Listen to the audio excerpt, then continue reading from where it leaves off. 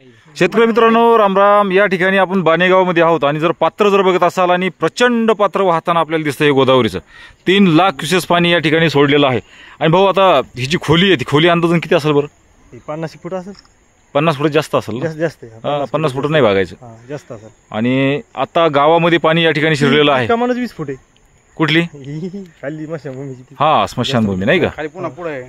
जवळपास त्याच्या खाली पात्र जवळजवळ 70-80-100 फूट असेल. आणि याच्या पलीकडे तेवढंच पात्र बांधलेलं असेल ना आता. हो. आणि गावाचे गाव ह्या पाण्याने आता ग्रसित केलेले, धारण केलेले. तर पाणी काय असतं, पंचमहाभूतापैकी एक पाणी, आणि माणसाची अवकात दाखवण्याचं काम हे पंचमहाभूते करत असतात. त्यातलं एक पाणी आपण पाहतोय. प्रचंड असा पाण्याचा हा ओघ आपल्याला प्रवाहित होताना दिसतो. आपण आहोत बाणेगावमध्ये, घनसावंगी तालुका, जिल्हा जालना. आणि प्रत्येक घराघरात या ठिकाणी पाणी शिरलेलं आहे.